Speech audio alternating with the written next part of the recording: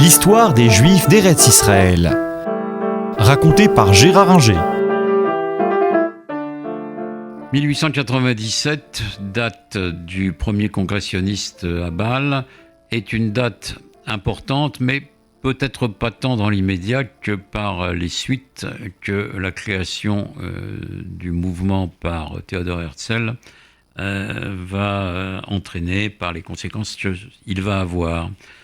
Tout de suite, il ne se passe pas grand-chose parce qu'il faut avoir de l'argent, et Herzl a du mal à en avoir, fonder des instruments. Herzl crée le Jewish Colonial Trust qui sera l'ancêtre de la banque Leumi, et puis il crée également un peu plus tard le KKL qui est créé après le début des années 1900. Herzl a une vision politique du sionisme. Il veut créer un État juif, mais reconnu internationalement et fondé sur le droit avec l'accord des grandes puissances. Et jusqu'à sa mort en 1904, il va essayer d'obtenir l'accord de ces puissances. Ce sera en vain. Il va voir le sultan qui n'a pas aucune envie d'abandonner une partie de son territoire, même si Herzl lui promet une aide financière qu'il serait d'ailleurs bien incapable de lui fournir.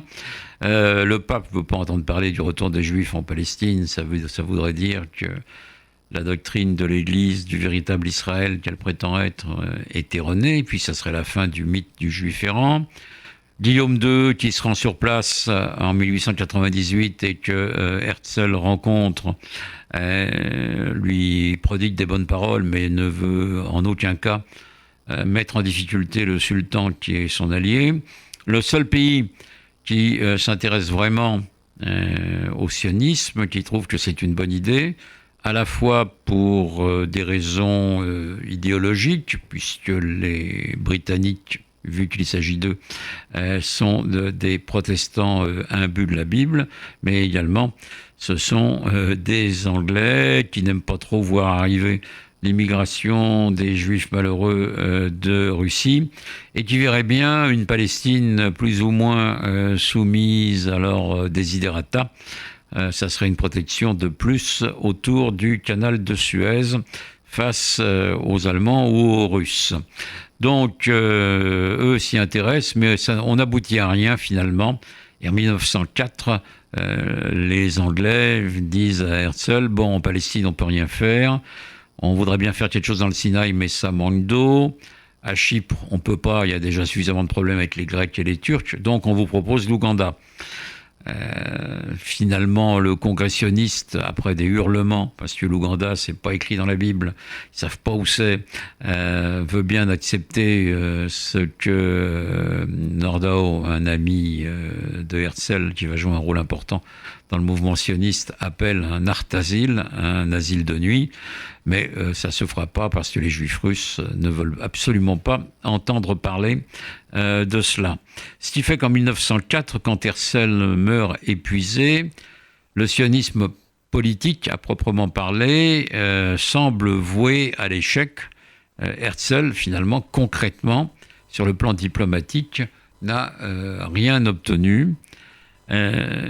Et le problème devient crucial parce qu'en 1903, juste avant sa mort, il y a eu un pogrom violent en Russie, à Kishinev, qui se traduit par des centaines de morts et de blessés, ce qui provoque un nouvel exode de Juifs russes, dont une partie se rend en Palestine.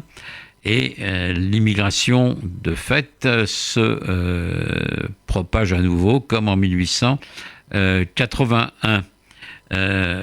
Et ces Juifs, eux, sont présents et veulent continuer à bâtir concrètement un mouvement sur place, des infrastructures, des structures administratives et politiques, bref, ce qu'on appelle en hébreu le yishuv, c'est-à-dire des structures pré-étatiques.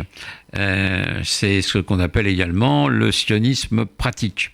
Alors le sionisme pratique va connaître quelques succès. Ceux qui arrivent ont les mêmes difficultés que les Bilouim 20 ans auparavant, mais ils sont un peu mieux armés. Un médecin, Yafé, sait combattre maintenant la malaria. Il y a des ingénieurs agronomes comme Aronson qui va aider les nouveaux agriculteurs. On fonde le kibbutz d'Egania, kibbutz donc avec des idées socialistes, collectivistes autour du lac de Tibériade entre 1909 et 1910. On crée en dehors de Jaffa un début de ville à Tel Aviv, la colline du printemps, à quelques kilomètres de Jaffa. Bref, le sionisme pratique commence à donner des résultats et il va falloir quand même que le sionisme politique essaye d'aboutir à quelque chose pour que l'on puisse véritablement avoir un embryon juif en Palestine en dehors du vieux yishuv religieux qui regarde tout cela en se modernisant un peu avec quelques rabbins qui comprennent qu'il faut sortir des études strictement religieuses pour s'intéresser aux sciences profanes, qui éditent des livres, mais qui restent quand même dans sa religiosité habituelle en voyant ces nouveaux arrivants avec un regard très suspicieux. Néanmoins, les choses, à partir de là, vont bientôt bouger.